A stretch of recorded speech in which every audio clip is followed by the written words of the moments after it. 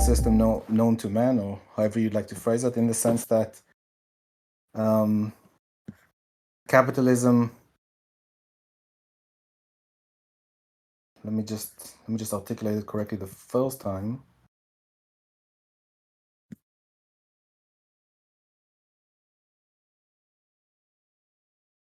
Second, sorry. So basically, no, you're fine. I'm getting my headset set up, so take your time. Okay. Well, essentially, let's start. Instead of me kind of like phrasing it in a particular way, I'll backtrack a bit and I'll say why it is moral.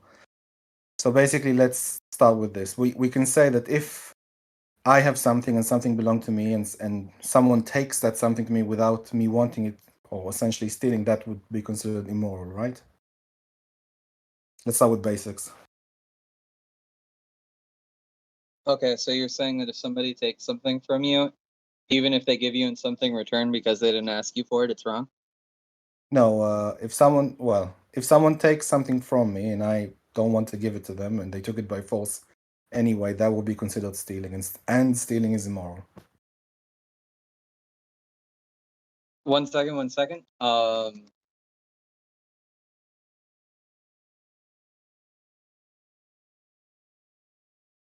Hello? Yeah. Okay, I'm back on my headset. Can you repeat everything you just said? Sorry. So basically, let's just start off really, really basic. If I have something and someone takes that from me by force without me wanting to give it to them, that is stealing, and stealing is immoral. I mean, I would say this isn't how this is. Right. But the thing here is, if they steal something from you and give you something else in return, I don't know if you could call it stealing. But sure, yeah, Well, I'll agree. I didn't want to give it to them. Just I don't care what they give. I don't care if they force me to take something back. I just don't want them to take it from me. Okay, but I think it's an important clarification. That stealing is when they take something from you and don't give it to you, and taxes, if you get something from your taxes, are tough to say that it's stealing. We haven't added any layers to this, and it's important that we just stay. Okay. On Sure. Like then yeah, I agree. Stealing is wrong. Okay.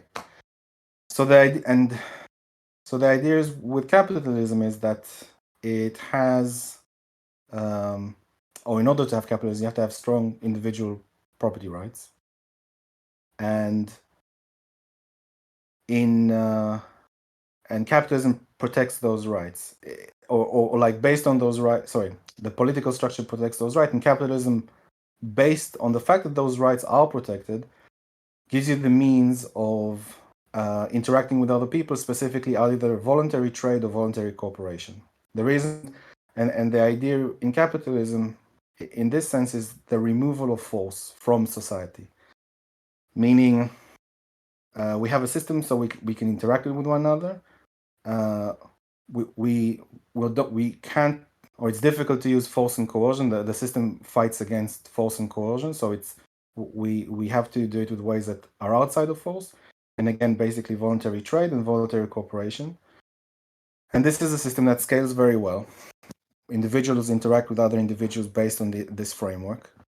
And but with regard specifically to morality, because it makes sure no one steals from you, you get to, you as the producer of the things that you make, you get to keep what you earned, and you can, and the things that you owned, you can then trade it voluntarily. I'm repeating myself a bit, I apologize. You can trade it voluntarily with someone else, meaning you have complete control over the process. You work hard, you earn something, it is yours, and you can decide what to do with it. Give it to someone else, they'll give you money in return. You can take that money and buy something else, or barter or whatnot. But it is completely your control, and no one can force you to do anything. And that lack of force is moral.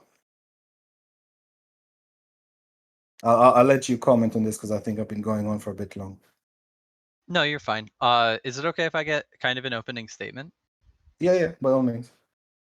All right, cool. So I'd like to talk about first the underlying situation we have here. The debate is capitalism an ethical system. When we talk about what sort of economic mode would be ethical, I think we should look at what we're trying to achieve in our society. I would say goals that our economic society should produce should be, first of all, freedom. I like people having more freedom and less coercion in their lives. I like people, the system trying to be more egalitarian. In this regard, people have similar chances to achieve the life they want to achieve. And I want it to be more democratic, because I think when people have a democracy, that they're usually a lot happier, and that we should try our best to make sure everyone has a voice to say that's going to make them happy as well. So I guess ultimately in here, you would say happiness is like my number one concern here. Now, looking at what philosophical zombie hunter has said, he said that no one can steal from you under this system, although he's already kind of alluded that it seems like taxation is theft, and he said that the private ownership is protected. I would argue that the private ownership is protected by a state. If capitalism is not protected by a state, it devolves into feudalism. No coercion is going to be a big part of this debate. Ultimately, under a capitalistic system, you either work or you starve. There is no in between. You can choose who controls you, but you are not free from their control. You don't have a voice at your work. Ultimately, if you tell your boss, I don't want to wear a uniform, he's going to tell you find a new place to work. And ultimately, you're just going to move and move and move to try to find a place that is free from the authoritarian nature that you're trying to avoid, but you are going to have to just find which dictator do you find the least disagreeable, and that is always going to be the problem there. Okay, can I just ask you, could you narrow down what you've just said into bullet points, but specifically retaining to ethics and morality? So from those, what's connected to ethics and morality, and why capitalism isn't and another system is? Sure. You don't have a vote at your job. Say again? Is always going to be my number one. The working isn't democratic under capitalism, and I don't like that. So not democratic. Just so I'm clear, sorry, so we can debate it. Not democratic means unethical. Yeah, absolutely. And can you explain why?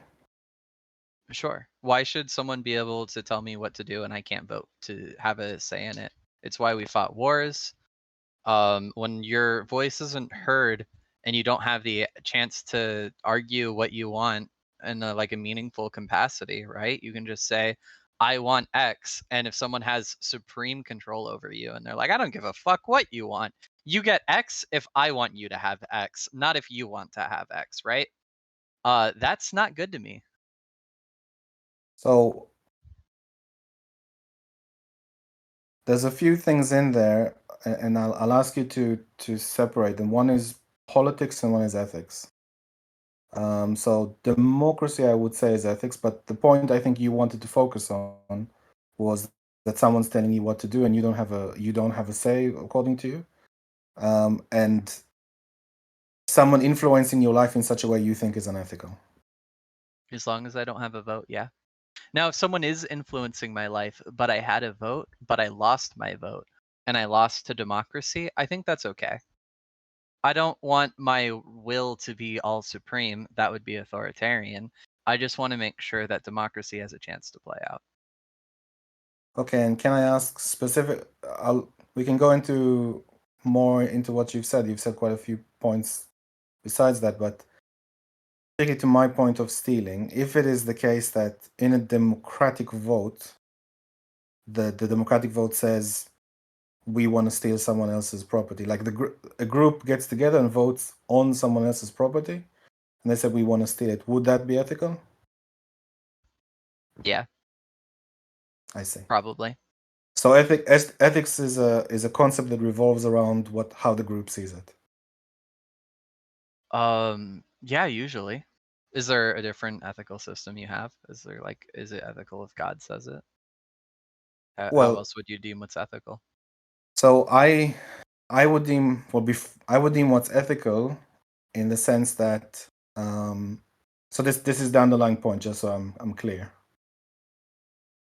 So if the group sees something as ethical, ethics is what the group sees it to be, and not what the individual sees it to be. So if the group says it's ethical to murder someone, it's ethical. If the group says it's ethical to rape a bunch of women, it's ethical.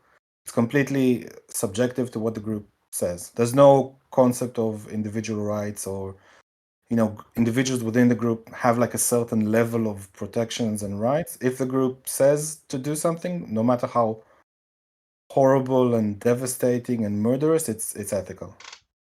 I mean, that seems to be how human society has always played out. And the less democratic we've made things, the worse things have been. For instance, when black people were viewed as unhuman and they weren't able to vote for their own rights, they weren't able to advocate for themselves, they were enslaved. The more we give democracy out to people, the more ethical I believe our system will be.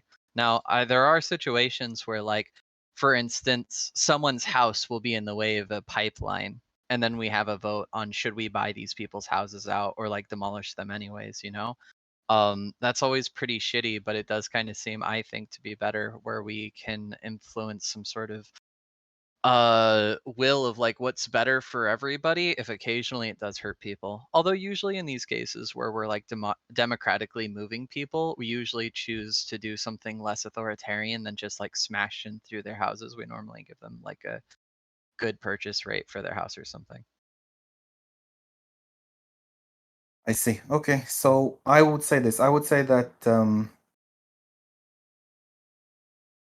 some degree, democracy can definitely devolve into mob rule, or um, the if you give democracies like too much power, they can definitely oppress minorities easily, and they have. They can definitely take the property of minorities, and they do today. They can definitely strip them of everything they own and kick them out of the country. And it's not even been that long since they have done that. So I would not say at all, actually, that democracies are ethical or can be ethical. I would say that, and I would also say that technically democracies can't even, you can't even scale it. It's not like Greek democracy. It's representative democracy, and there's a ruler and there's a leader, and they represent the people, and there's a party, a group of people that represent the wishes of the people. So unless you're talking about having a referendum for every tiny thing, it's essentially representative democracy. And I would say that it would be more ethical to have a situation where you have strong individual rights, and let's put it this way: the less, and this can go towards the point that I was making against socialism being defaults at some point to authoritarianism or devolves into authoritarianism. In order to avoid that, you devolve the powers of the state to an individual as much as possible, but the state retains the power of intervening between the citizens in the case of force and coercion. The stronger the individual rights, the stronger the private property rights, the less likely you have authoritarian regimes, and including from democracies. And those include and this sorry and the state shouldn't really intervene between people voluntarily trading between one another. If I want to do a deal with someone, if I want to do some business with someone else, and I don't see why the state should intervene in that. As long as someone's not using force or coercion on me, then I don't see why the state should intervene. But I do see democracy functioning very well in the issue of public life and political decisions. These are things that we can do, certainly have votes on. But I don't see a situation where the mob decides what to do with the property or rights of a minority in the group, and the mob is always has a higher percentage of votes, and they could just do whatever they feel like, and this is unprincipled, unethical, And I would say anything goes to some degree.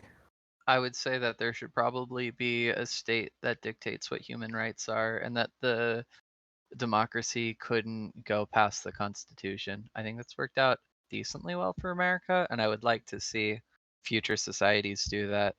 Although that's something you could have under capitalism or socialism, so I don't think it's a point here nor there. Um, do we want to talk about coercion? I feel like we really didn't hit a point on democracy. So is your final statement that it's just okay that someone can dictate everything about your working life and you don't get a vote? That's like totally fine with you? Oh, I don't think that's a situation that happens. I think that's a straw man argument. Okay. So if I don't like that my job requires me to wear a uniform, what do I do about it? So before I answer your question, can I just go a step back because you're repeating a debate Sure. I had previously last week Oh, or this week. missed it. So I did a bit of research on it, and it turns out that this is so let me just repeat not this question, but the point you made before about that you have to work and someone, I mean, paraphrasing a little, someone tells you exactly what to do and you are their slave. Is that roughly correct? I'm not saying that you're a slave. I'm saying that you don't have a choice. You don't have a choice, so you're forced in a sense to do it. Right. I have to wear a uniform if I work at Wendy's. Okay. I don't want to wear So a uniform. What do I so do? I want to make the point that this is, and I found the right phrase for it. I think this is accurate. This is the Garden of Eden approach, right? Unless I live in the Garden of Eden, I'm allowed to do whatever I want, whenever I want. If I want to go fishing in the morning, if I want to work in the evening or read a book, if I don't get these things, if I'm not allowed to do those things, and I'm forced to work, then this is, well, you're not saying this, but the previous person said this is a form of slavery, and I would just like to make the point: we all have to work to survive. This is just a function of nature. If there wasn't any capitalism or any society that we trade with people, we would have to work the land. We would have to hunt or gather. I feel We like don't this have. is super off topic, philosophical zombie hunter. That's not what I'm making. I'm making the point that I don't want to wear a uniform and that I have to work at this job. And there's going to be one of two answers here, right? There's going to be we could vote on it. The decision has to be made because a conflict has arisen. In a democratic system, something that I prefer, we would vote on it and we would look at the pros and cons of wearing a uniform because there are pros to wearing a uniform. It like makes the whole thing seem more cohesive. When you go into a Wendy's, they all look the same. That's a good experience for the customer to have. That's why we wear uniforms. That's why corporations want you to wear uniforms. So there's a reason for it. But I, as an individual, don't want to wear it, and we vote on it. Maybe that if we vote on it, then I had a chance. I had a choice to say something. But that's not how things work under capitalism. In capitalism, the owner of the business has the final decision. I either have to wear this uniform or I have to work somewhere else. And that is my criticism, not of I can go get another job, because I can, and we can get to the ultimate coercion at the end of the day. But I'm just trying to first off fundamentally say that this is authoritarian. I don't think it's authoritarian, but yes, you can get another job if you're unhappy with the one that you want, or you can get like several small jobs where you don't have an employer that tells you what to do. That is your choice, but it is the freedom of the owner of that particular company to do what he thinks is best for his or her company. And you could make a suggestion by all means, and you could interact with them, but you can reach a situation where you're unhappy with the arrangement, they're unhappy with their arrangement, and you can walk away without using force and coercion or violence. Yeah, I just Like you can't get in a situation where you say, look, I know it's your company, I know you worked hard for it, I know you understand the market very well, and I know, you have 20 years of you took on 20 years of really high loans and whatnot to make it happen, and magically you're one out of 10 businesses that survived, after the first year. But you know what? I'm actually going to decide for you. Me and my friends here, we're going to vote to tell you what to do with your own company. You simply can't have that. You can make the same. You can do the same for, if you own a house with 5 rooms and you rent out 4 of them to people to live there, to rent it out. and they say, well, you know what? Now we're four against one, and we decide to vote what to do in your house. So it's your house. It's your freedom of expression what to do within that house, and as long as you're not violating the individual rights of anyone there, it's your decision. So, for example, Zombie Hunter, is it okay if we move away from this point? I think ultimately it comes down to I like democracy and you don't like democracy. Can you tell me what are your actual criticisms with authoritarian regimes? But I thought the point was that capitalism is an ethical system. Right, and my complaint is that I don't have a democratic expression in my, like, we value democracy for the state, but we don't value democracy for private enterprise, and I don't like that because I value democracy all the time. So I'm just kind of unsure what your criticism is over authoritarian regimes, if you're okay with the lack of democracy in your private sector. That you are viewing an individual person's right to do what they want with their property as an authoritarian move, and you're saying, no, I want to do something with your property, and I should tell you what to do with your property. I want because to do something with I'm my part of a mob. Because I'm part of a mob, and we decide what. I want to do something with my life, and that You can do my something life by all involves means. working here, and then this capitalist owner dictates what I have with no choice over what I do. Like, shouldn't I get to say how I work? So when you agree to work for someone, you sign a contract, and what you do during that work time is, I hope, made clear to you up front, and you voluntarily agree to enter that agreement. So I hope it's not a surprise that when you start working at a Wendy's, that you'll be given a uniform because that's a particular aesthetic that they're happy to do, and they want the customer to understand it's a particular brand. So if you're not happy with that, or if, like, let's say you had a lack of options, then you could just suck it up and do it till you find something you like to do more, and that's the problem of the owner.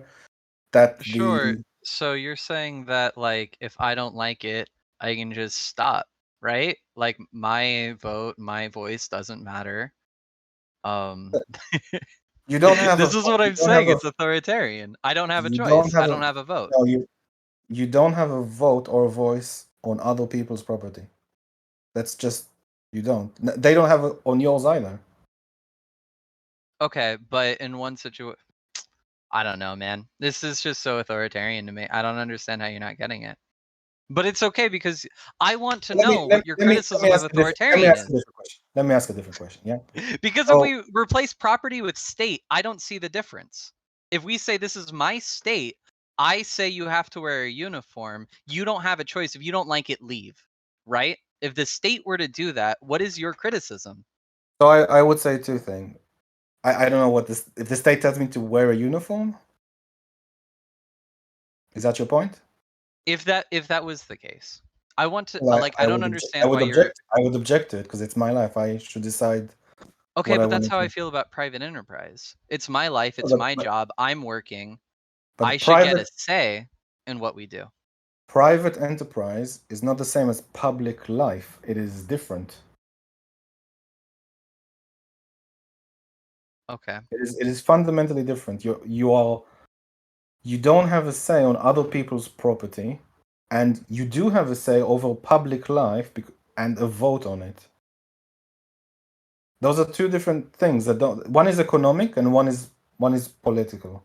You have a say in politics. You don't have a say in economics on other people's property. You have a say on what you want to do with your property and your time and your labor. That you have the ultimate say. You can do. You can navigate the waters to choose whatever you want to do that's more comfortable for you. Did I make the distinction clear? Sorry, I was reading chat. Say it again. Say what again? Everything you just said. There's a difference between private and public life. Private enterprise and public life. Private enterprise is economic. Public life is political. You don't have a say in economics except your own property, your own decisions, your own labor, your own time. That you have a say on. You can't tell anyone else what to do. They have to agree to it willingly. In politics, Okay, you can vote, you have a say, but that's not the same as economics. Yeah, I'm well aware of this. I asked why is authoritarianism in one good but bad in the other? Because you're applying a model to the wrong thing. It doesn't fit. You're applying a political model to an economic model. You can perhaps have an economic model where you join in a partnership and everyone has a say. You can do that. If that suits you more, you can do that.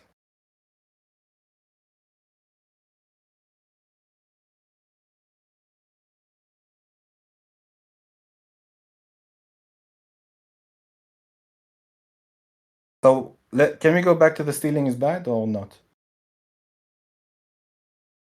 Yeah, sure. Stealing is bad, right?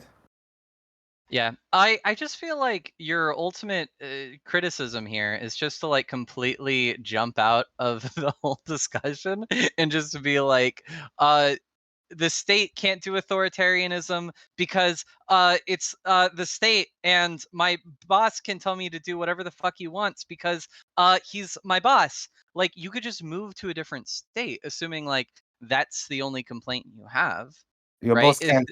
Your boss can't tell you to do what the fuck he wants. You have to He agree to it. absolutely can. You have to agree to it. No, he He, can't I tell mean, you. your He only can't other tell you. option is to get a new job. Right, but he can't. There are certain things he Well, then can't there you tell you go. what to do. There are certain things he can't tell you what to do, right? And there are certain things outside the contract you agree on. Certainly, he can't tell you what to do, and you have, individual rights on top of that he can't violate, and he can't. I mean, your He boss can't can tell hurt you. you He to can. do anything up to the point of killing yourself, I imagine.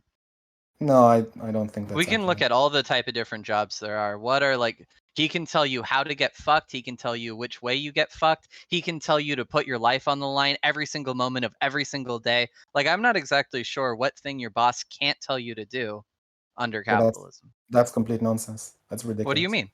Porn Complete stars and nonsense. cops. Both of these people, the porn star gets fucked, the cop puts his life on the line every day, right?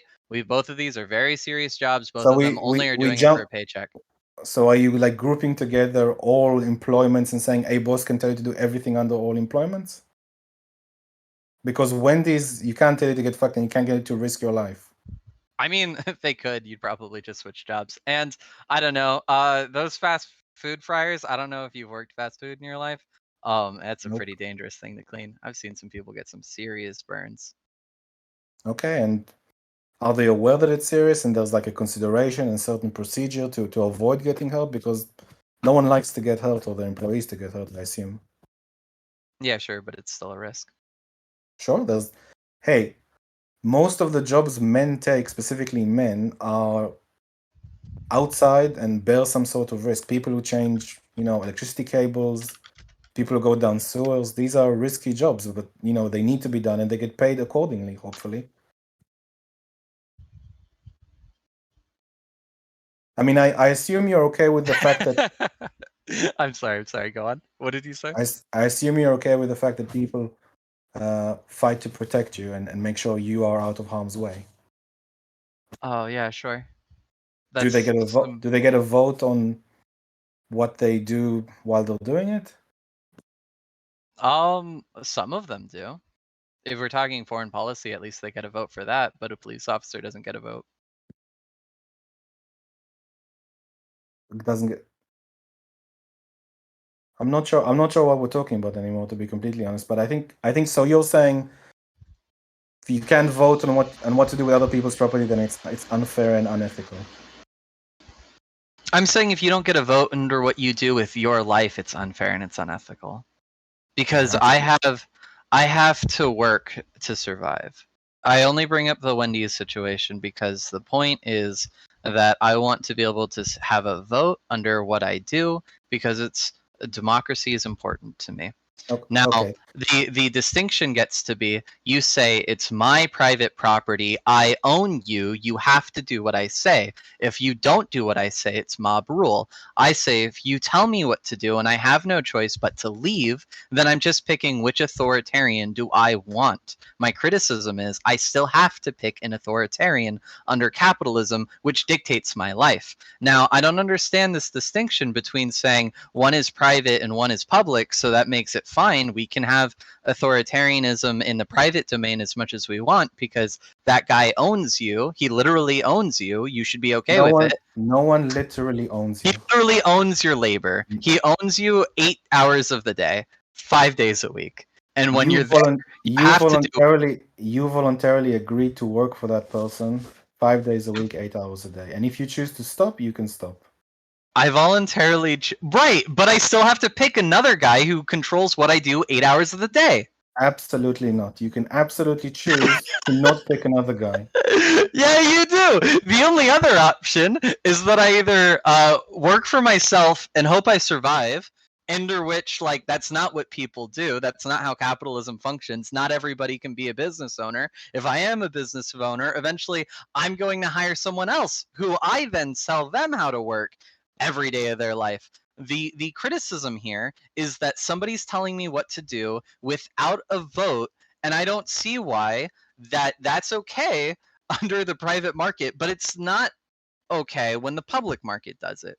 Well, it's fine. You don't have to see why it's okay. You don't have to understand, but you do admit that you can work for yourself and find your own clients to do small jobs and eventually pay for the same lifestyle. Is that correct? Say that again. You can be self-employed or open your own company and find clients or customers to sell them work or sell them products. Yeah, assuming I have the capital to start it, sure. But this isn't something everyone could do. And if everybody did this, capitalism would collapse, but yeah. Okay. So you live in an area where there's lawns, where there's houses with lawns? Yeah, I do. Do you want to earn some money and go around asking people if they need the lawn cut? I mean, assuming I had the capital to purchase a car and a... No, walking distance from you, and you asked to borrow their grass cutter. I wouldn't make enough money to pay my rent. How do you know? Because your rent is during a whole month. You have a whole month to collect enough money for the rent. And I don't even know what your rent is. How many? Oh my god. Okay, so did you try walking dogs? Oh, can we look up what the median rent is? I live in California, so rent varies. Is like $1,000, but rent if we varies.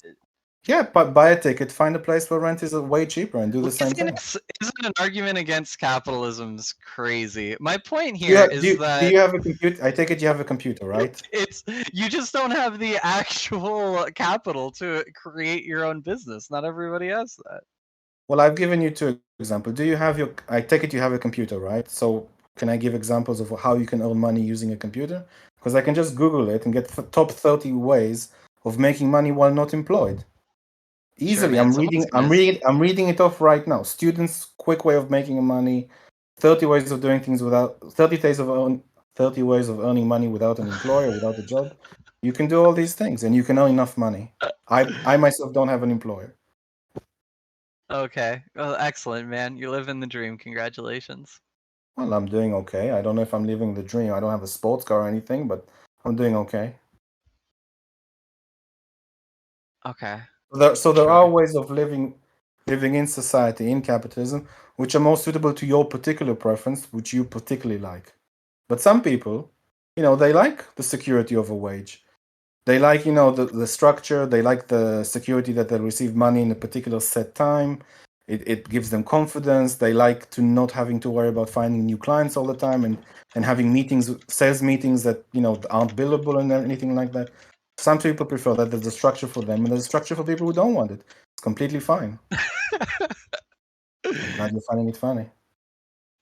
Yeah, I mean, okay, so the point here is that you're going to have to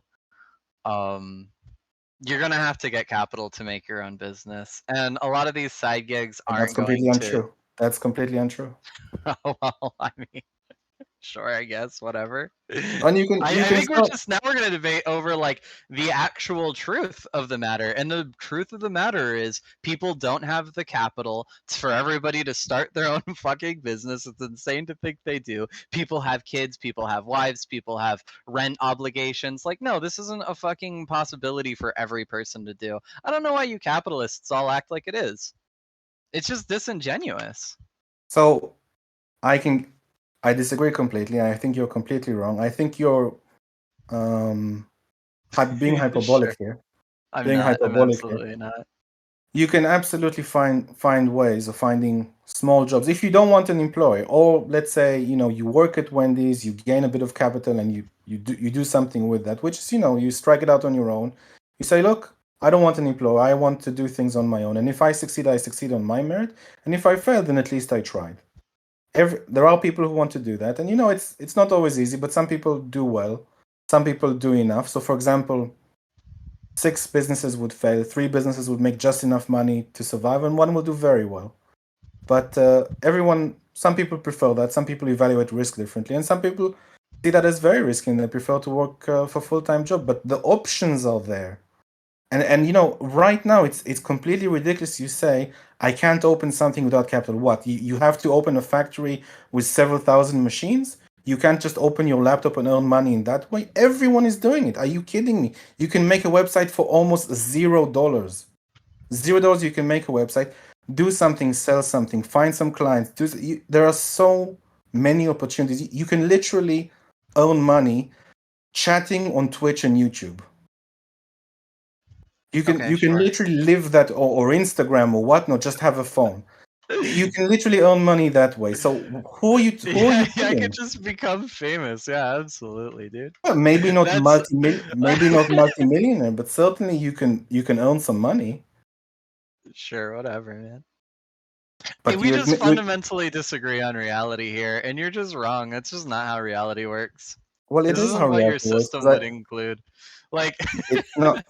and it's worse because you're against a social security net. So at least under like modern day corporateocracy that we live under, we at least have a social safety net to protect these people who you would encourage them to ruin their whole lives over a Ponzi scheme you found on fucking the internet, probably get your social security number stolen, but at least they have a welfare net to fall back on. You wouldn't even be a fan of that. You would tell someone to put your fucking social security number on the internet and then just let their whole lives get fucked with no social safety net. This is crazy to me. But sure, go on. Tell me more, King, about how I can just start my own business with 0 capital whatsoever. It's crazy. Do you want to talk about coercion? You know Richard Wolff, the professor? Yeah. He has 2 businesses, 3 businesses. One of them I think failed, but 2 of them, none of them are democratic. Why is that? None of them are democratic. They're all, outsourced to China, buy stuff from this. No one has a say with the company. Why is Richard Wolff, who preaches the system that you're talking about, admittedly not set up his own businesses the same way you're describing? It's really funny. It's not reality. You haven't even tried reality.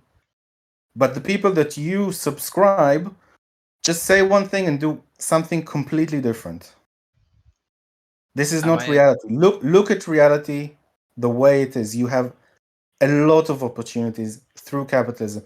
Markets allow you to be experts in niche areas that are almost infinite. You could do really, really well for yourself, especially if you have the right attitude and if you're willing to work hard and smart. There is a lot of opportunity, especially in the West. So I don't know what you're complaining about, saying, "Oh, I'm forced to wear a name tag. My life is over." Some people can. That capitalism is an excellent system from lifting people out of poverty. This is without a doubt I'm just demonstrably curious. true. I'm Did just you curious understand? if Did you you understand? can. Don't Yeah, I change understood it. the I understood subject. it. I want to know if you can like steel man my position. I want to know if you understood my criticism here. So what was my Well, criticism about? but I don't. But the thing is, we're so far away from the original topic. I don't know what to do. What should I steal, man? Okay, yeah, I guess that's like utterly my point. Is I feel like I understand your points, but you have no idea of what mine are. I don't know how to get you to value No, democracy. your point is Okay. that you want to have a situation where you you go into a company, and then the people inside the company, assuming, let's say, okay, let's look at it this way, right? I give the example before. Let's say I make shoes, and I bought a machine to make shoes a little bit faster, but I'm still doing very well, and I need to hire an employee. So I do that, and someone takes the job, but then I need a few more employees. And let's say I get a situation where I have 4 employees and myself. You want to be in a situation with those employees turn the business I started, and I took on risk and took on capital, loaned capital from people, gave it a try, was one of the few companies that didn't go bankrupt. And now these people are telling me what I should do with my company because it's authoritarian. But it's my property. It's not like a state. It's not political. It's my property. And I'm happy that they work there. I don't want them to get hurt, and I don't want them to get injured, and I don't want to oppress them in any way. If they're unhappy with whatever, and then I may try to change it. If I'm unable to, then I may ask them, look, I can't do anything. If you want to leave, that's up to you. But it's not like an oppressive system, like in and of itself. It's people working with other people. Or is your complaint that sometimes when people voluntarily interact with other people, sometimes one of those people is an asshole, and therefore the system is unfair, and we need democracy to step in? So my complaint is that my complaint here is that ultimately we just have to agree, and I have no voice under the situation. I just have to pick the least egregious What would you like to do? dictator. What would you like to do? Tell me what you Sure. would like to do. So ideally, I think that if you wanted to start a business, I would ideally, the way it would be like, you guys could get together, talk to a credit union. Okay. You would have to have a decent business model. Not something we need under current capitalism, but ideally you should have one because it seems like a waste of money to not. Anyways, so you go to a credit union with a decent business plan. You and your friends all get, or you and your business acquaintances all get a lump sum, and democratically you guys decide to do however it would work. And another, like, essentially just worker co-ops, right? And as far as I've seen on the numbers, I try to get you a study if you care. Worker co-ops are less likely to feel the strong impacts on a down market. Worker co-ops are more likely to make it through the first 3 years of business. There seems to be a lot of benefits to doing a worker co-op, and that would be my plan. Okay, so I would say this. I don't have an objection here. As long as no one was forced into anything, that I think that's fine. I would hope that focus on me, not leave for soldier alone. I would hope. Sorry. I would hope that the people, you have a business plan, but I hope at least that the people understand the market, because the business plan is this high level kind of thing that banks like, but it's nothing to do with the reality of what may or may not happen. Because you can say, well, the market is $1 billion, and I'm hoping to do 1%, but you don't know if you'll even get 1% of it. So let's put it this way, right? You took on capital, you took on some risk. Let's say you either brought in your own money or you borrowed money, or combination of the two, right? So you and your other partners have took on risk, and you're hoping to sell to people in the market, either a product or a service. So far, so good? Sure. Okay. So let's look at a few points here. Let's say you succeed. You said 3 years, yeah? Let's say after 2-3 years you're doing well and you need to scale up your business. How would you by getting employees? How would you get more employees into the partnership? Sorry, what would you like to call it? A co-op or a partnership? I don't know. I think that if we get into the nitty gritty of this, No, just maybe high if level. it's Just high level. just high level.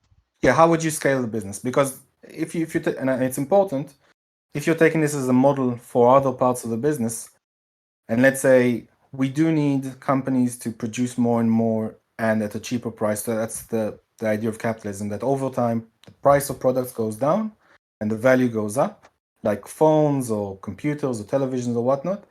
And that is important because that means I feel people like who, phones is a really bad example on your point. well, An iPhone used to be $300 and now they're $1,000. So but bad there argument are cheap. there.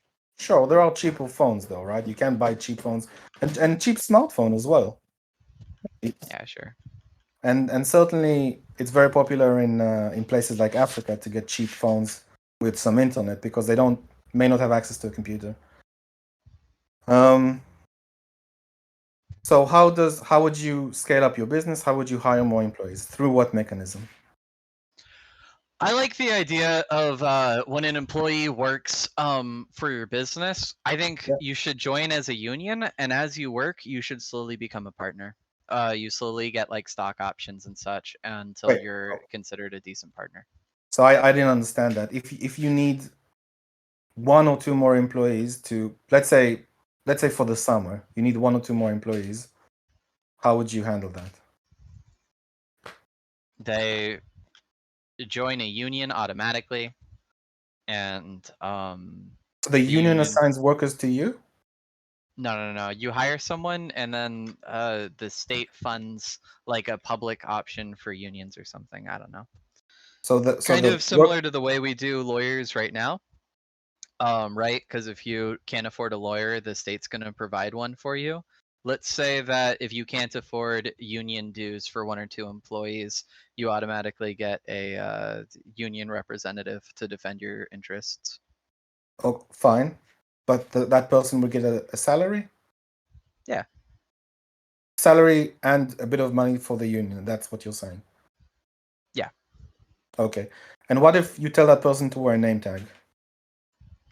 If he has a grievance against it, he can bring it up to his union rep, and me and the union rep can have a conversation about it.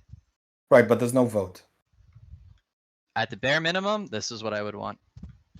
Ideally, I mean, we're talking about like anarchy, ideally. So, okay, so if you have in a transitionary state, that would be way more democratic than not having a representative to argue for my like goods. How is that more democratic? Because the union rep has to listen to me. The union rep has to have my option to defend my interests, and then we can try to we can try to have some sort of discussion there. Okay, how is that any different than me and a company negotiating a contract, and I have a lawyer look at this contract, and I come back and said I want some clauses changed on this contract? Because I have a lawyer representing me and my interest, and I say I don't want to do this. I do want to do this. If I don't get these things, I walk away. If you want me, then change two of these clauses. How is that different than your example?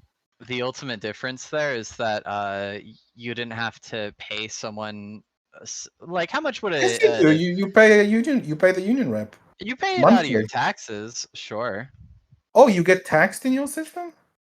Absolutely. I thought the workers owned the mean of production. I didn't hear the workers getting taxed.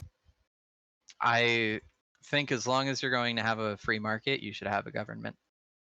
Because if you don't have a free market and if you have a free market and you don't have a state, you're going to put people in danger. Right, but then the workers don't own the mean of production. They work some of the means of production. They own some of the mean of productions, and the other sum is owned by the government. The profits from it. The workers own the means for production, and they use the means of production to keep a state around. Yeah, but are you saying that? Well, I guess you don't think we live currently under capitalism, but do you think you don't privately own your firm if you have to pay like corporate tax? If you pay a percentage of what you owned, then that percentage is not yours. It was taken from you, and you are essentially forced. It's stolen from you. It's forced. You are a slave. Let's say 20% corporation tax. 20% of the time you are a slave to someone else. Slave. Wow. Right? So I listened to part of your debate about your slave wages. If a 20% tax is a slave, like I'm living as a slave now. I don't understand how you can come across any sort of a degree as not having a vote on a uniform is not slavery. Like, Do how I can have you a hold vote? both those positions in your mind? Do I have a vote on if I pay taxes or not? You do. I do not. You have a vote on how you want taxes to be paid. You can vote for your representative who's going to discuss how he wants it. Yeah, absolutely you And do. what if I'm We have libertarian candidates who are arguing to abolish the DMV. I mean, sure, they're not popular, but you absolutely at least have the vote to do so. right? So you're saying once every 5 years? I don't really think you do, but you have once every 5 years. You may or may not get one of a representative that thinks similar to you to maybe pass the idea of reducing your tax by 0.5%. Is that what the options that I have? Because largely I'm a minority and the majority tells me what to do. It doesn't appear that I have a vote. You have a vote, and under the marketplace of It's ideas, you it's can try to meaningless. make it more popular. It's But at completely least you meaningless. have that choice. I don't care if it's meaningless. It exists, and it absolutely matters. If democracy doesn't side with you and you want to force your will on people, you're just an authoritarian. Sorry, I was just laughing. Democracy is evil. That's see, this is like a thing I feel like I constantly run into with a capitalist foot soldier over here. Like, it always seems to evolve into you're just so okay with authoritarianism. Shut up. Sure. This I'm is super rude. attacking. This is super rude. Super rude. Sorry. I'm You attacking are foot you soldier are and he doesn't have talking a you're platform. I'm talking with sorry. people outside of debate. You're laughing without any points. You're not making any points. You're jumping topic to topic. We've completely left the original topic. This is not a debate. What's the topic you'd like to discuss? It's the same one we started with. And you just went to Which one is that? democracy and jumping to a completely different subject. We're saying 'cause stealing is bad. democracy- You're saying stealing is okay. Let's just narrow it down. Yeah, stealing is bad in theory, yes. But if the public say sorry, if a democratically elected government and the majority say stealing is good, then it is good. If they say murder a minority, then it is good. If they say rape a minority, then it's good. If it's saying stripping all their property and kicking them out of the country, like they did in Nazi Germany, on a good day, on a bad day, it's murdering all those minorities, then it's still okay. It's still ethical, according to you, because it's a democracy. I think So this is where earlier we are. You're stated saying that we should have this is human the topic. rights on This is a what does it matter the human rights? constitution. It's a subjective concept that the state gives you rights or not, right? And you can democratically vote on human rights or not human rights. Yeah, but as society moves forward, we become more progressive. But there's no objective metric to this. There's no objective metric. This is your point, right? We've made the points, all the points. You want to laugh, you want to go talk to people in the chat, you can do that outside the debate. But this is the core issue of the debate, right? The ethics, specifically the ethics. Right. It is that you don't like democracy. Go on. So you jump from the ethics to I don't like democracy and I'm authoritarian without discussing the actual points of the debate. I feel like democracy is an important ethic to have. But I made certain points about where democracy can do unethical things. Right, and I said that there should be certain things that should be off the table. And now we're coming back to that. How are certain things in a democracy where mob rules and decide everything can be out there? Because essentially you're relying on the, you're relying on the subjectivity of people's emotion time. Let's say for argument's sake, you had a good run for 100 years, democratically elected country, everything was fine, and then there was an economic downturn. They voted a strong man to lead the country, and that strong man said, this group, they're to blame for the economic downturn. Strip away all their property, kick them out of the country, murder them, and you know what? Actually, their genes are really bad. They're infecting our perfect utopia, and we should kill them, not kick them out of the country. There is nothing in that, in the legal sense, that even if there were laws, you can just remove them by a majority. So there's nothing to stop a democratically elected government from doing unethical things. And it's not just democracy on its own. There are other things that curtail democracy, like individual rights, like a constitution. But we need those things, and that is less democracy and more individual rights, more individualism, more liberalism. So if you just individually decide, actually, you know what, I have the capital and the power to do whatever I want, and I decided that these incoming minorities are putting me in danger, I'm going to genocide them. I don't But see, you can't. at But if you least have under my individual system, rights, wait, but at if you least have under my individual system, rights, there's a constitution you have to fight to make your genocidal will done. Under your system, you just need the capital to enforce your will on that's people. a Under your complete lie. system, That's a complete lie. Under okay. my system, you have individual rights. You can't use force or coercion Who on protects anyone, your no matter how individual much you want. rights? Sorry, yeah. The state does, doesn't it? Who protects your Of individual course, rights? the state does it, but we don't vote on it. It's not a democratically elected rights. It's laws that we put in at the start of the country that everyone gets, no matter what, inalienable human rights. Okay, a constitution. Sure. So we both are pointing and claiming a constitution. You're just saying that, like, oh, I'm gonna have less democracy, so it's gonna be better when I try to fuck over my constitution. We both There's get the certain flaws things. of a constitution. There's under both of our systems where we're both saying we're going to use a constitution to protect human rights. We both have to accept that there's going to be someone who's going to try to undermine the constitution, and we're both going to have to say we're relying on the strength of the constitution to protect people's human rights. Can we get off of this subject, please? Get out of what subject? On how somehow a democracy protected by a constitution and some sort of authoritarian capitalist government would both of these have a constitution. They're both protected by the human rights are both protected by the fucking constitution. Like, But we correct agree. me if I'm wrong. It's not allowed to collect taxes under the Constitution. Or at least it wasn't in the original form. My constitution would allow you to collect taxes. And originally, the then you first just then constitution through didn't your have the power to collect look, rights, and they had to write a second one that gave them the power to. But sure. specifically your American Constitution. Yeah. It wasn't legal to collect taxes, and as far as I know, income taxes only happened in 1913, and prior to that, the only thing America had in terms of anything to collect with money is tariffs. You didn't have income tax in 1913. Oh, you had it, sorry, for a short period of time during the Civil War, but like proper, you didn't have it in 1913. And it was unconstitutional to collect it, but you made amendments to it. Now that's specifically your history, but let's say for the purpose of this argument, in my the capitalism I'm imagining, where you have private property rights, full rights, not half rights or 2/3 rights. You own what you owned, what you produced. Then taxes won't be allowed. You'll have to get ways of people to voluntarily paying for government services. So just by their permission, similar to a way to a welfare state, you can have like charities. These are voluntary ways of paying for something.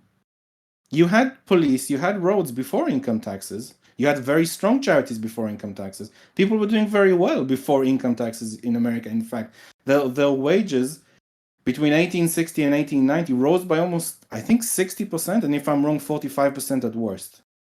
It was doing very, and this was a time when the industrial revolution was just revving up. Like there were still people that were poor, but there were more and more factories were being created.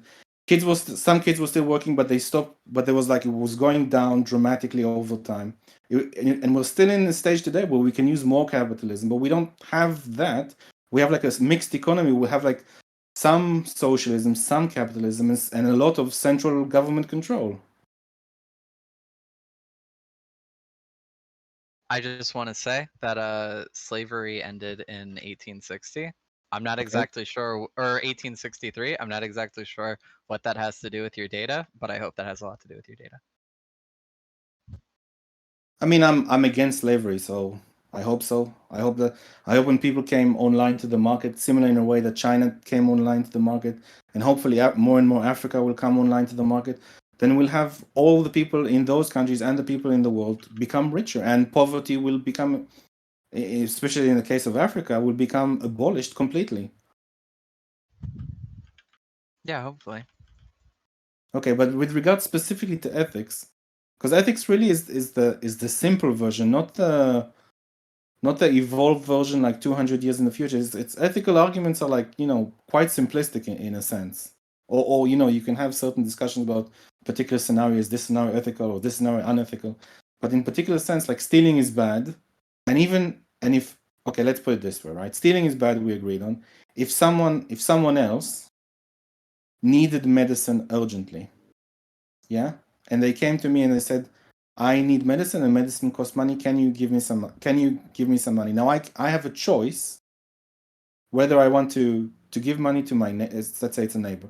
Give money to my neighbor, or I could say, well, look, my son is very sick and I really need to help him. I'm sorry, I can't help you. I have that choice. So I can or cannot, or let's say he is a very, very bad person who hurt a lot of people and I simply chose not to give it to him. That's also my choice. But he asked me and I have a right to do what I want with my property to give it to him. Now, if he takes out a gun and say, well, give me your money anyway, I assume that's stealing according to you and is unethical. This is not a hard question. Yeah, sure. That would be stealing.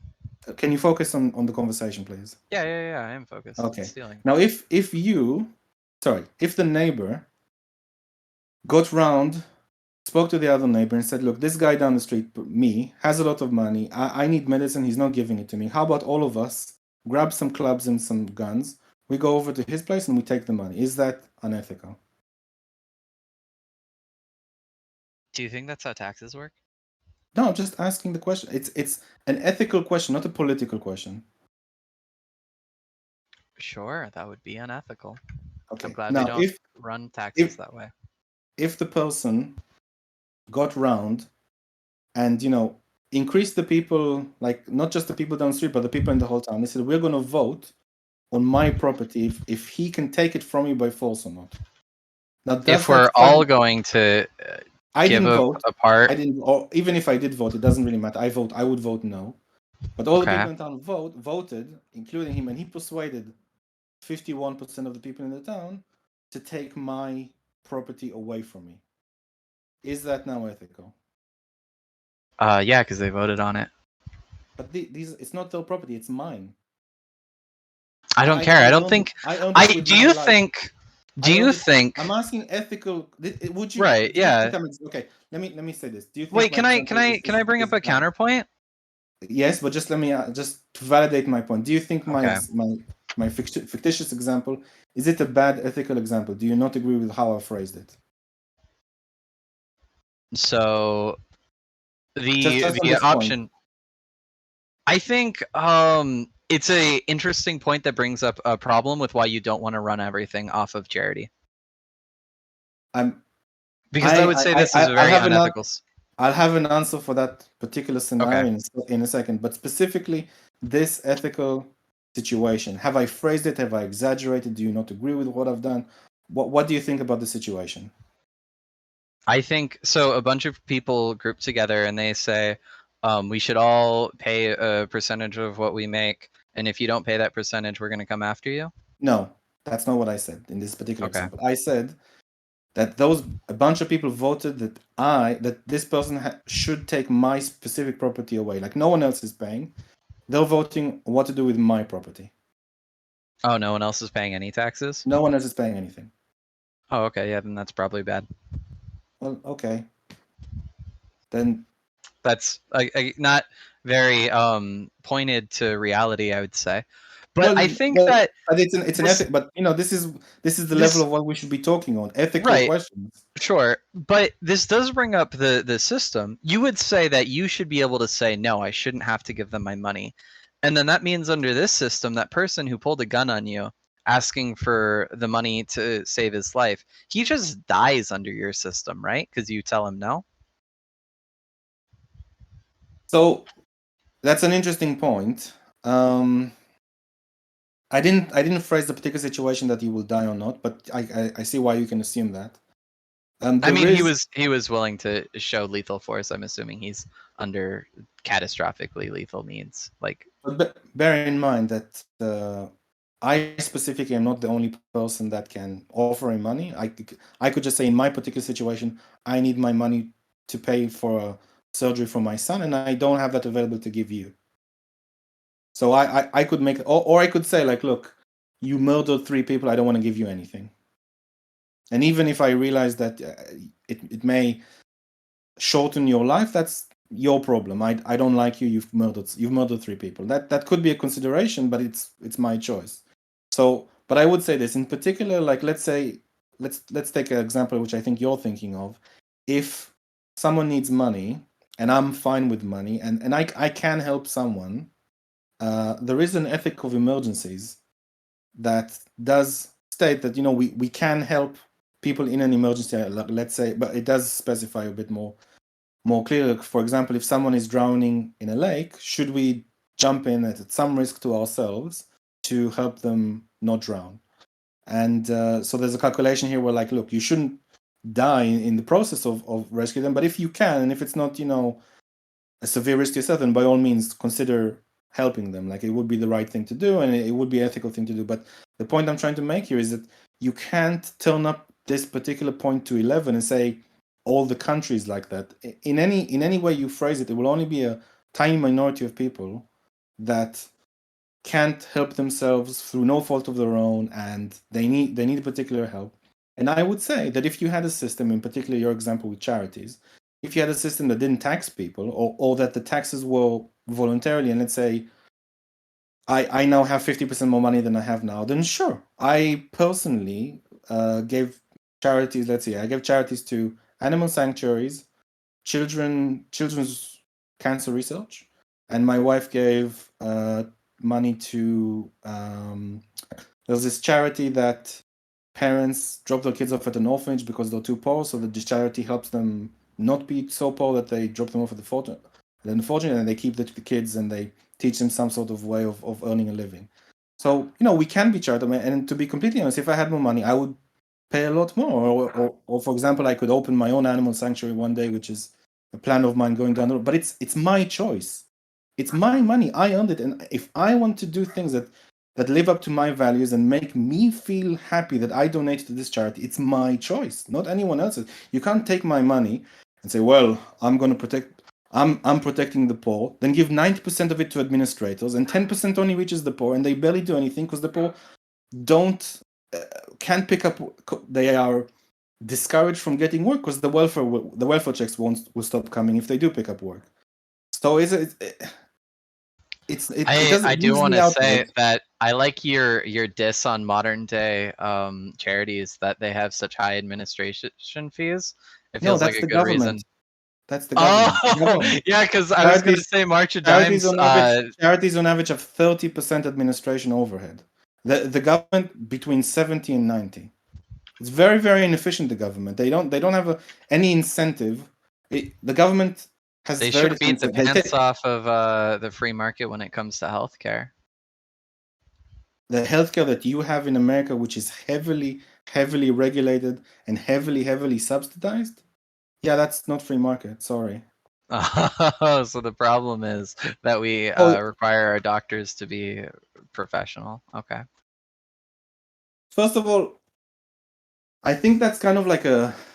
I feel like you really gave the game away when you said that what would be more ethical is that you want the power. Wait. I want to go back to a point because you said but you can't throw something and then layer it on top with other things. Earlier, you were saying that you want the power to decide who lives and dies or not if you make enough money. You don't want to pay taxes. You don't want there to be this safety net for people. You think it's more ethical for you to personally decide if you want to give your money to help someone who's going to die or not. I don't just own up and say. I don't think I said that. That's exactly what you said, my guy. Do you want to give it a second try?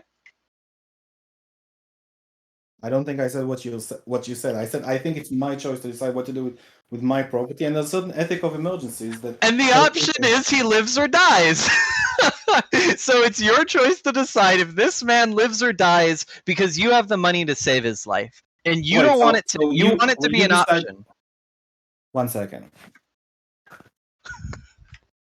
Sorry.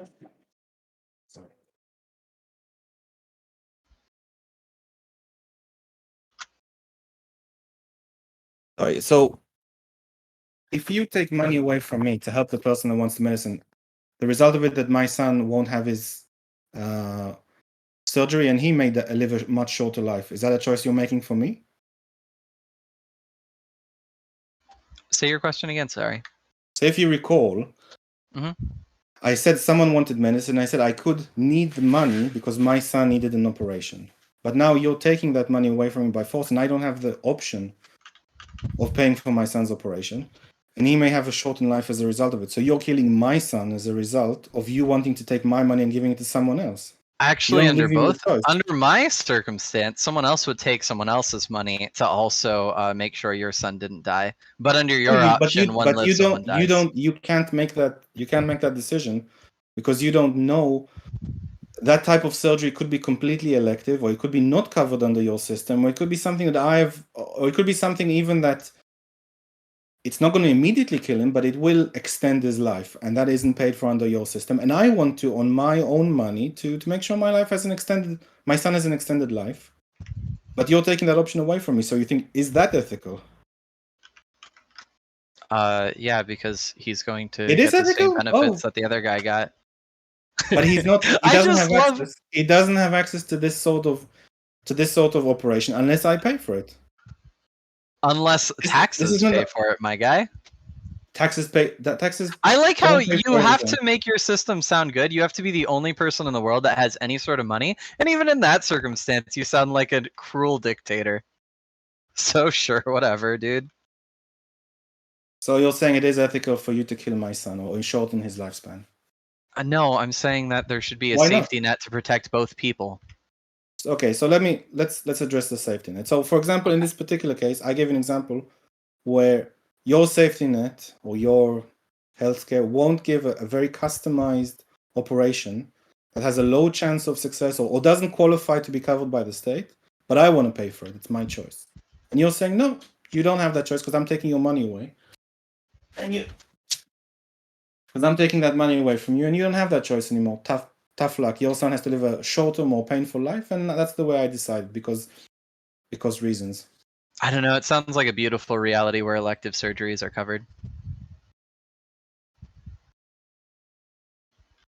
But whatever. So the thing is with even with your system, let's say. I just said that elective surgery should be covered. That sounds great.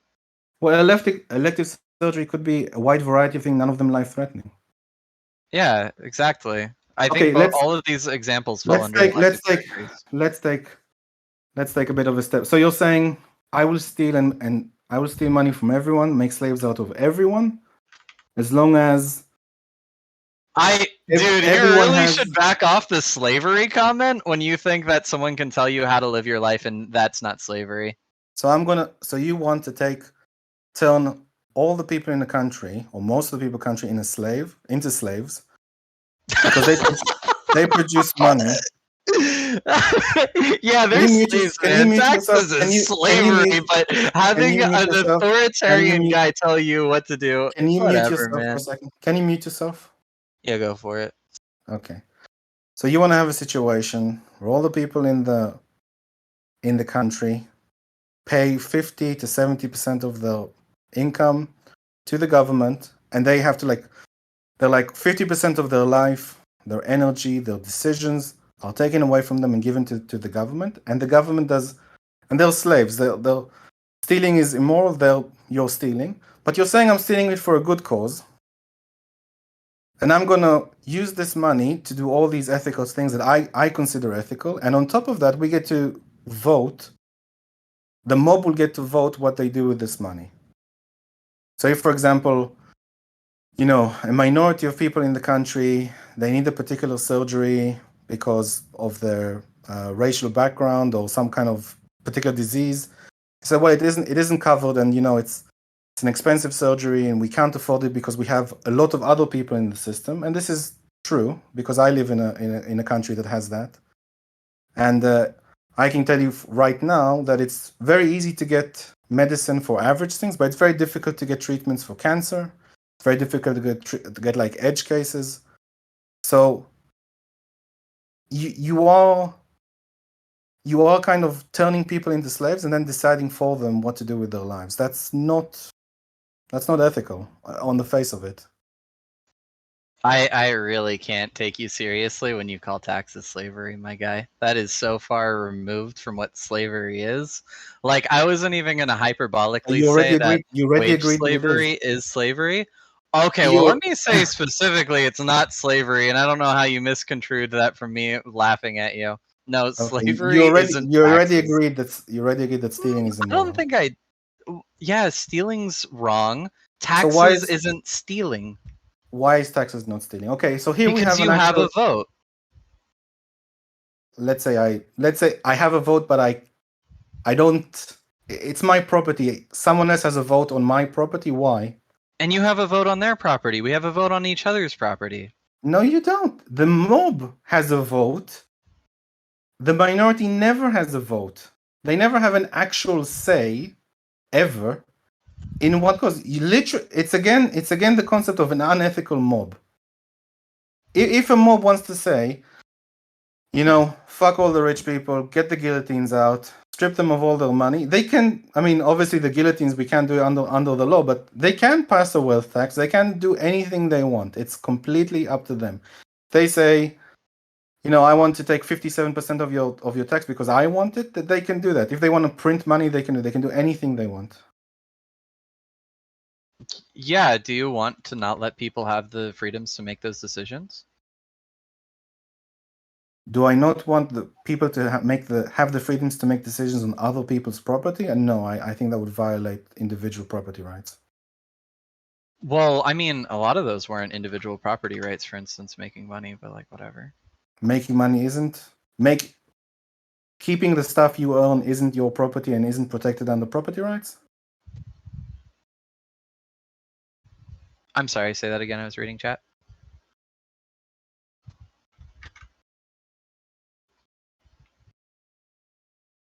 Hello? My zombie friend?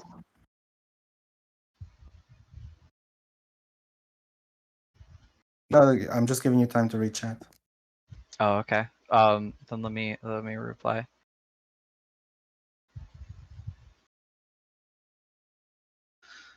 So so your points are just to remind me, can you recap what your points are? Democracy is good and ethical, and we should do whatever the mob says.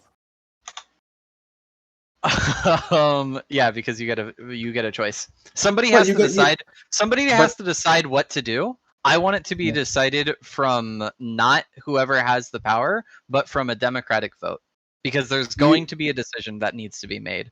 Do you acknowledge that within that system, a minority will never have a say on what to do in that system? The benefit is the minority is going to have the chance to have their voice be heard. And under that capability where we become more and more democratic, people will decide with what they think is right to do. Sometimes the opinions of the minority and majority both alike will be hurt under any sort of system. But Why is that the case? You said that the voice of the majority will be heard. Why? The majority will always win. Not necessarily. How would they not always win? For instance, when we decided to ban slavery, black people are like 13% of the country, but we decided to make them people. That's an example of the minority winning. So this is an interesting example. Mm-hmm. Technically, if you go by your system, slavery would have never have ended. Because slaves were a benefit to people in the country. And if they would vote like, well, should I not keep slave or keep slaves? Yeah, of course I'll keep slave. It's earning me money. But the reason why you voted to free slaves or to not see slaves as property is because of the principles, the ethical principles that started new countries.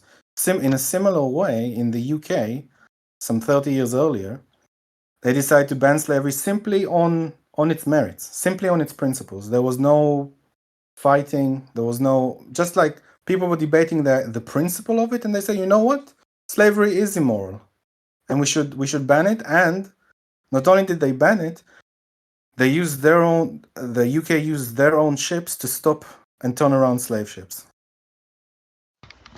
I'm just gonna say that societies have become more and more democratic throughout the years.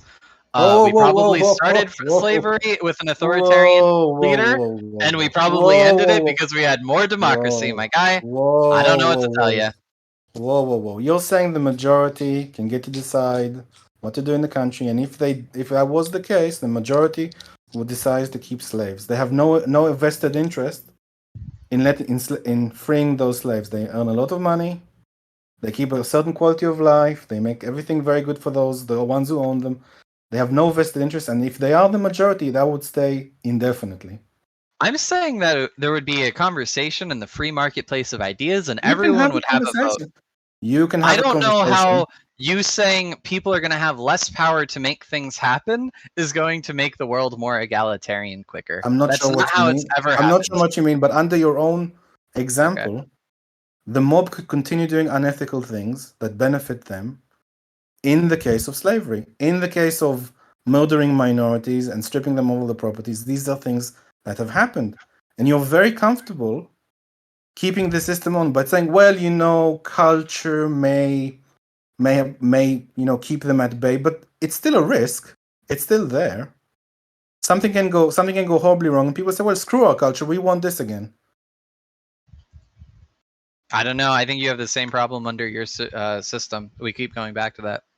Well, no, in slavery, in the case of slavery, which is why they were freed, individual rights, or inalienable human rights. You said, well, men have inalienable human rights, women should have inalienable human rights, and so should slaves. They're still people. They shouldn't be property. So on that argument, on that exchange of ideas, that's why they were freed. Yeah, I like the quote in chat. It's real. It's very funny. Okay, so look, I think I kind of made my point. Stealing is immoral. Democratic, the mob in a particular setting, the mob rule is unethical as well.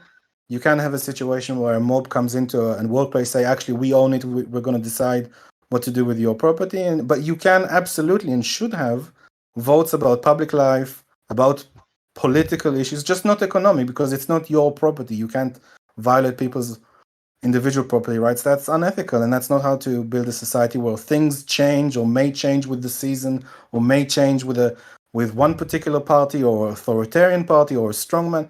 These are unstable, unscalable things, and that's where I'm going to leave it for now. Now, if you like to say bullshit things like I want to kill people or I want to be authoritarian, you can go. I don't fucking care. But I think I've made you my don't point. like So, democracy. You're not. You can end your. I said there's a context which I just said the context of democracy should be there, and the context where it shouldn't be. You shouldn't allow the mob to influence. Now I'm finished. That's my final statement. Stone, Shepherd, please allow your final comments, and then we can have a vote.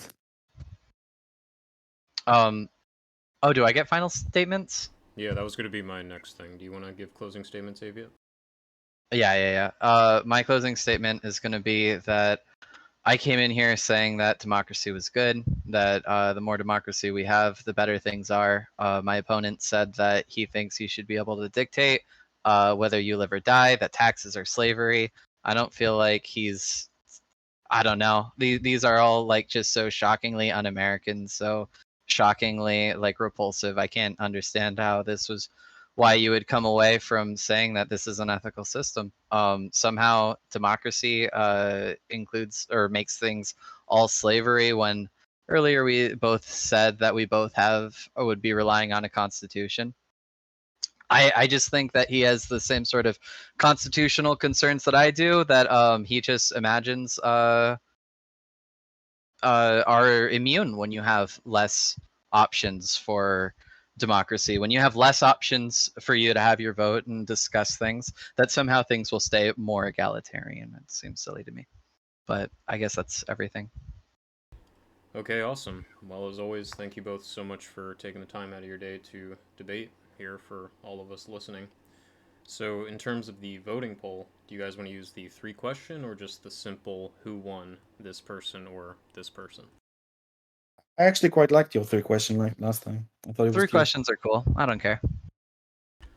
Okay, great. And just real quick, I just want to capitalize on, I know that there's some socialists listening and some capitalists listening, and I'm just asking, please do your best to keep your biases aside and just follow the criteria of the voting poll and just give your honest responses, regardless of what your actual position is.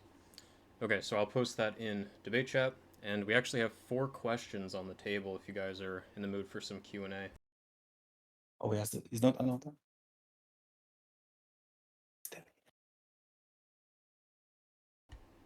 Was that a yes? Sorry, what was the question? Oh, well, yeah, if you guys are down for a Q&A, then the first question would actually be to Aveitt. Oh, I think that'd be fun. I want to do a Q&A. Oh, sweet. Yeah, there's how many for you? 3 questions for you and 1 for Philo. So the first question to you, Aveitt, and I'll actually just post these in chat as we go along. Man, I got wrecked. Rip democracy. The world is going to die. Okay, so the first question to you, Aveitt, this was asked by Coco, and he asks, how is it not authoritarian that under your system, the individuals who do not accrue the risk of business ownership get to dictate the actions of those who do? And the question's in chat if you want to have it in front of your face. Sure. I think that I mentioned that you should buy into the system. Like, I think that you should slowly become a equal partner of the firm. I think that sounds really, really nice. Because it does seem kind of weird to have someone come in day one and get like the same amount of authority as someone that's been there for 10 years. I think that would be a pretty fair way to do it. But maybe to have a union protect them the whole time sounds nice. Can I add to that?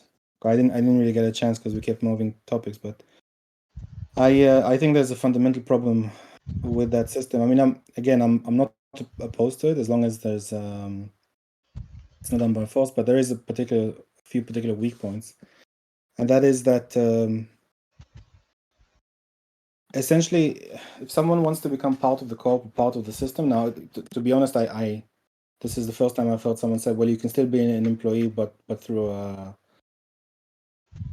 union. Essentially, it's an employee with like a bit more protection, but it's still an employee. So that's not workers owning the mean of production. It's just workers with some protection. But if you were to add someone to your system proper, I think you have to realize that you'll only include people into your system if they come in with some capital, because you'll say, well, look, I stake capital, my partner stake capital. If someone comes in, they have to not only be like very knowledgeable about the business and maybe know some clients or something like that, but they also have to come in with like £20,000. Essentially like a Dragon's Den or Shark's type kind of situation.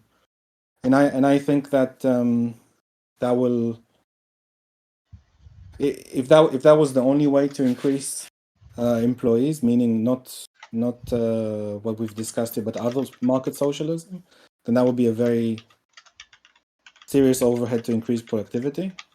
Because you say, well, I don't want to expand the business if this new worker comes in and I have to give him 1 or 5%. He didn't stake anything, and we will just delay it naturally, and the business won't grow as a result.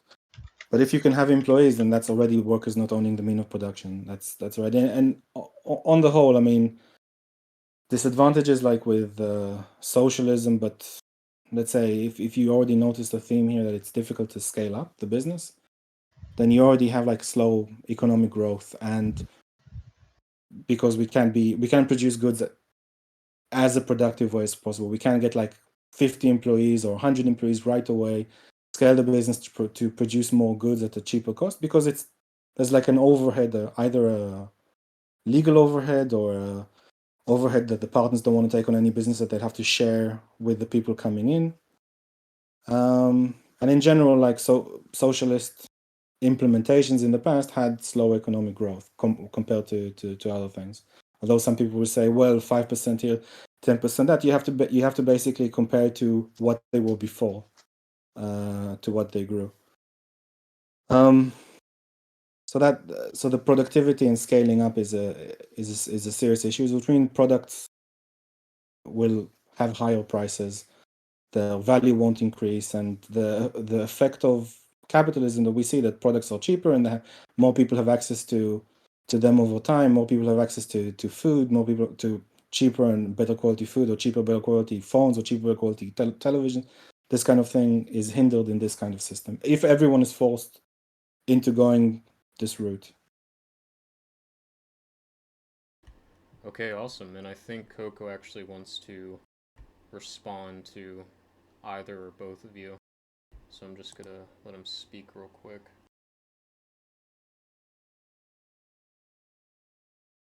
Hey, okay, so my question is in response to what Aveitt said in regards to the first question I had. So you were talking about how you think everybody should get like part ownership or be involved in the ownership of the company. My question is like, how is that any different from the merit-based system that we currently operate under in the capitalism that you and I participate in? I also live in California. So as you work at a place longer, as you accrue skills, as you become specialized, you get the opportunity to make more money and to have more of a vested interest in the decisions that go into actually making a company into a company. So like, how is your system any different than that? It sounds pretty much the same, because you yourself said it doesn't make sense for someone to walk in the door and immediately have as much say as somebody who's been there for a year. The difference is that I would feel like it's more guaranteed. I think you have a lot of people, like if you can think of like people who've worked at Walmart for like 30 years who have never been able to get past like the ground level, like they're still just like on the floor, and like I think that's fine. They're probably really like okay, if they wanted to do that, if they were electing to do that, if they were declining opportunities for advancement because they enjoy the work they do, I think that's good, and I think you should like the work you do, but I think that you should still have a say of what you're doing at the end of the day. And also unions are great, so that would be the other one, is that I would want there to be like 100% union membership. Yeah, I actually had a question that I don't know if it's cool if I bring this up now, Stone, or not, but my second question to you was, how is it that you can claim that forcing everybody to participate in a union-based system isn't authoritarian? Because if you're forcing everybody to choose to participate in, or sorry, forcing everybody to participate in a union, aren't you perpetuating just as much authoritarianism as you would be in the other systems that you were railing against? I'm not exactly sure how you mean that. Under a union, you have a better ability to fight for the rights you want. We already pay for people to get lawyers when we need them to. I don't understand why we can't pay to have firms that are too small to pay for unions to have But what them if I have like want a to public choose? lawyer. Yeah, but what if I want to choose to keep that money? What if I want to choose that I think that I can handle myself? Should I not get that choice? Because at that point, it sounds like the government is just committing some sort of authoritarianism against me, the same way that they forced me to wear a seatbelt. Like, it might be for my own, ultimately it violates a right. Yeah, I think to the degree that this would be an authoritarian move, I just don't see it as forcing you to have more of a voice doesn't seem authoritarian to me. I don't know. We might Okay, just but you be just said disagreeing on that. forcing you. As soon as you force somebody to do anything under the critique that you were levying against philosophical zombie hunter, you're now an authoritarianism. So you're just okay with this particular brand of authoritarianism, correct? Yeah, the brand of authoritarian where we force people to have choices and votes is the brand of authoritarian I like. That's not the question that I asked. Yeah, that's not the question that I asked. Okay. I asked. What was the question you asked? I asked, it's okay for authoritarianism to exist if it is in the interest of the government as far as the government is concerned to interfere. So the government believes that I can't advocate for myself in the workplace, so it forces me to join a union. The government believes I can't drive safely, so it forces me to wear a seat. I'm not saying these things are bad. It's just that they're undeniably authoritarianism under the system that you were proposing, and you were railing against the idea of authoritarianism, yet now you're lauding it as if it's a good thing. So I'm just confused about the consistency here. Okay, sure. So the consistency is, I think there are often times where we're going to have to lose freedoms to make sure people are more safe. That ultimately it's like a choice between ideally freedom and freedom and safety, I think, is what a lot of our choices are a lot of the time. And I think that this is going to be one where I'm okay with losing a little bit of freedom for a little bit more safety. You're saying that coming out of a pandemic, yeah, and everyone was locked down? Yeah. I mean, China chose to be way more authoritarian than Oh, wait, America just was, bear in and they mind. got through the pandemic faster. Bear in mind the concept of safety taking away freedoms. That's a very deep topic. That And is a very deep topic. And on top of that, someone, not yourself, decides for you what is safe for you. Like, you don't have the choice. You're not an adult. You can't say, for example, well, I'm the government. This is why driving without a seatbelt is very, very dangerous for you. You should consider doing that. I'm not saying, you know, I'm giving you information, and you as an adult have to make that choice. So you as an adult have to make a choice whether, you know, you can get a disease or not get a disease, or if a disease will affect you in a particular way.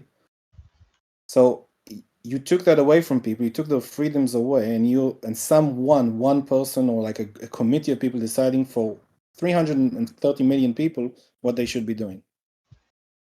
Well, ideally, I would want those. And bear in mind, there's no vote. There's no vote on it. What? That's.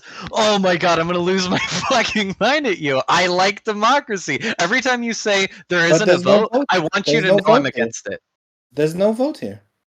This There is one literally no vote here. constitutional.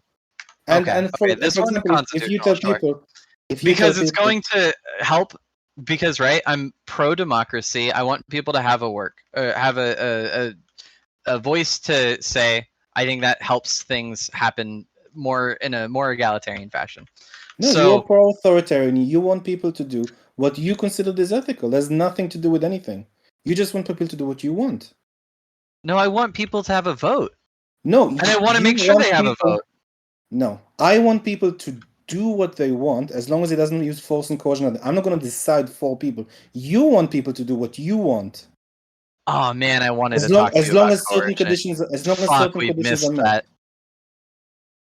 We need to have a discussion. If you say in your company you can't join without being part of a union, then that's not a choice. That you made a decision, and if someone wants to work for you, they have to shell out money to a union, and then they work for you. Even if you shell out money to them, that's money that they are not earning because you're paying someone else for it. Yeah, but every time people in unions get paid more money. So looks like I won the debate. Okay, whatever, dude. Looks like you won. Congratulations. Thank you. We got a dumbass audience here. I doubt that. Whatever. I would say though that even though I don't agree with everyone on the server, like, this is one of the few places that people at least listen, and that is increasingly rare nowadays, that people allow you to have conversations, even on things that make you really upset. And I would say that's to the benefit of the people here, that's a very rare collection of people. Do you guys agree? Yes or no? I think we got a lot of vegans here, and vegans are pro-capitalist a lot of the time. It kind of makes sense. Are you kidding me? Really? Yeah. What about perspective philosophy? I don't know perspective What philosophy. about banana warrior princess? I don't know. I haven't interacted with them either. Well, they're not pro-capitalism. That's cool. I know Arco wasn't for a while. But I think it's just me and Foot Soldier. I'm not sure if Spaz is vegan, but maybe just us three max.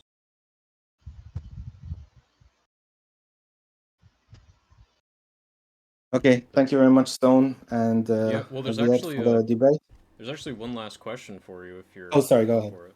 Yeah, no worries. So, this one was asked by Coco as well. I'm not sure if he wants to come back in the room, but he asks, why is it that you don't believe business owners to be tyrants when they dictate rules without actually implementing a democratic system? And I'll post that in chat so you can see it.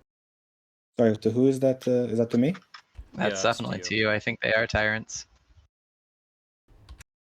And sorry. It's in the debate chat. Well,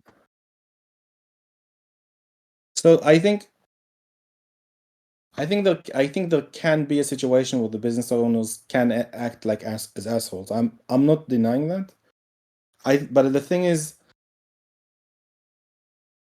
I think that the best way to handle like people interacting with other people is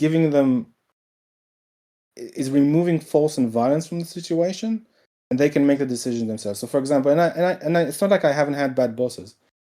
It's just that, well, sorry. If I had a bad boss, if I have a bad boss, and I'm sure we've all been there, then I have to make a choice, and I have made tough choices based on this, whether I should stay or leave. There's no way, if let's say I can't progress, I can't go. Maybe I can go around him or something and complain. But let's say, for argument's sake, that I either choose to stay or choose to leave because of a boss, and it's not even the owner of the company. It's like a line manager or something like that. Then, but I still feel the best way for people to interact with people, even if one of them is being an asshole, is to remove the need for force and violence, and to people make decisions for themselves. Now, it's not going to always be perfect, but I just don't see like a better system where you have the government intervene in a particular way. So, for example, if the boss wants to do something that literally violates my individual and property rights, then sure, the government should intervene. If the boss is being illegally abusive in a particular way, then the government should intervene. But if like they're just asking unreasonable things, then I either have to suck it up, depending on my situation, or I look for something else. And I just think that's a better approach than the government intervening and setting rules, and to the detriment of many more people. If the government steps in, it's like a hammer looking for a nail. Then politicians get to increase the laws, and the government wants to gain more and more power, and soon every interaction that me and my manager take has to go through like a set of legal systems that can change with the political winds. And I just think that people should interact with people, and hopefully that will be the best way for them. And in general, like in the market, it's people interacting with people. That's the way it should be. So that's my position. I hope I've answered the question. Yeah, you kind of did. I mean, so there was kind of a point that you were making earlier that I wanted you to expand on a little bit, or I was hopeful that you might expand on, because the part of the reason I'm asking if they're tyrants or not is because there's an implication in the way that Aveitt was approaching the argument that people didn't have a choice outside of participating within a capitalist system as long as capitalism exists. And you've talked about this topic before, but I don't feel like I've heard you actually expand on why it is, like, on a deeper level, that you don't believe that that is the case. Like, you believe that there is some sort of presence of choice or something like that. So I thought that, you expanding on that might help some people who are listening who may have not heard you discuss this otherwise understand more of why it is you're making the argument that you're making. I mean, I think I was thinking about it after the debate I had last time, and it's like, it just seems to me that capitalism is just or like the benefits of capitalism, the benefits of market is just so advanced that they seem like not participating in capitalism is looking down like a mountain and just seeing ants on the floor. It's just, there's so many benefits to it. Just think, well, I have to work and I have to do these things, otherwise I would die. Because let's say if you go to a stage pre-capitalism where you do subsistence farming or hunter-gathering or whatnot, these are terribly undesirable things. Let me just check. Yeah, terrible undesirable things, and it just seems like capitalism has grown and progressed over time, and those things have stayed the same. So, for example, if like in 30 years from now, everyone gets ice cream 3 times a day at their work, they get foot massages, they get time out, flexi time, they get all things, and then someone says, well, I have to work, and if I don't choose to work with all these benefits, then I have to do subsistence farming, then yeah, it seems like light years away, and a big difference that you don't have a choice. But ultimately, like capitalism, or like a free market capitalism, is like you are interacting with other people in the market. Some of them are making food, some of them are making shoes, some of them are making iron or steel, and you can choose something that someone else needs in the market and provide them with value. But you're interacting with other people, and the government is out of your life. That's basically it. Like you get to keep what you own. It's yours. You get to decide it. If you want to give it to a charity, which I like, and if you want to give it and you want to do this with it, then you can. It's a freedom that you can't get anywhere else. It's like a really positive way to live your life. Yeah, that makes sense. And this is probably like a completely different discussion, but like, I think that there's some clarification that needs to be made on the fact that you would say, well, human prospering in this way justifies that this particular system is ethical. But I don't feel that that's necessarily like axiomatic. That's not absolutely true. Like we could receive a lot of benefits from something that is ultimately unethical in the way that it treats individuals. So I feel like that's a completely different discussion on like how you would define the ethics of progress or what have you. But I think that kind of might be where some of us would draw some interesting contention. To be completely honest, I mean, it depends on the example that you give me, because I can't think of anything to mind unless like DNA or bioengineering or something like that. But maybe I'm not the best person to discuss that. I'm not an expert in ethics or things of that nature, but I just like on a fundamental level, yes, I can answer. Yeah, and that's more than satisfactory. I think you answered my question pretty well. I think that your overall point is, as long as there is a choice present in what it is that you're doing to earn the money, to not starve, that there is no such thing as a tyrant within that system, because there's always an option outside of that. And I can somewhat agree with that, but I also kind of somewhat agree with the side that says that capitalism creates a bunch of little miniature tyrants, and that private businesses are allowed to violate our individual rights in a way that the government is not. And I think that can be pretty easily proven based off of things that have happened in America, simply like with the NFL is a good example of that. The NFL said that you can't kneel during the national anthem, and that's clearly a violation of your right to free speech as an individual within the country. But they can determine the conditions of your employment based off of whether or not you adhered to their ability to violate that right. And that seems wrong to me. So I'm kind of a little bit in both camps, but I understand what it is that you're saying when you say that as long as choice is present, there really isn't such a thing as a tyrant, because you can leave. Yeah, I think the free speech. So It's I just would say picking this your is a free. tyrant. How do you feel, Kudos? How do you feel about that claim of mine, that you have to just pick which tyrant you find the least egregious? Can I? Well, I'll answer Coco, and I'll see if I can squeeze that into the answer. So with regards to the NFL, I'm not American, so I'm not exactly, but I would say, like, in the case of, I know a lot about it, so if you have questions, let me know. I would say in the case of, let's say, Facebook or social networks, I mean, you can't tell them what to do, because you can't. They can ban or delete comments that they don't like, because and if you say they can't do that, then you're violating their freedom of speech.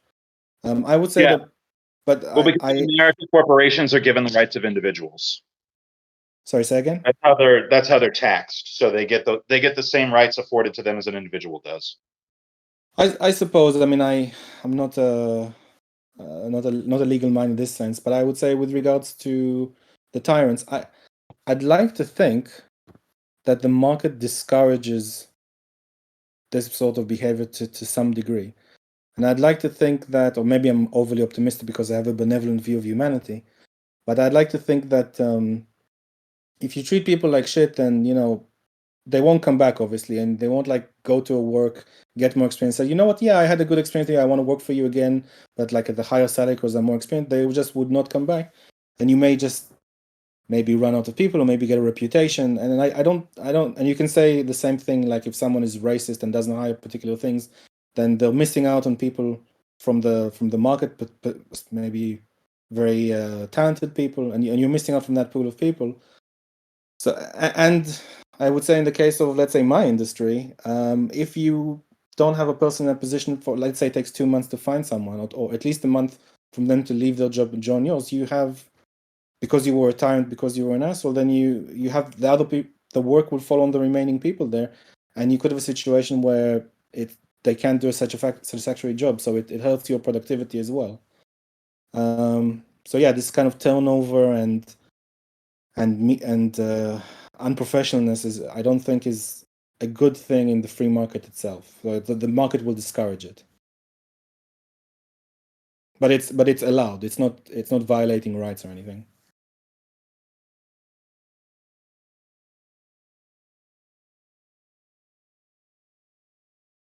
Is that okay? I think he dipped, but I'm going to take that as him being satisfied with his question being answered. So that's actually it for the questions. So if you guys are all set, then I am too. Okay, thank you, Stone, very much. Thank you, Aveitt.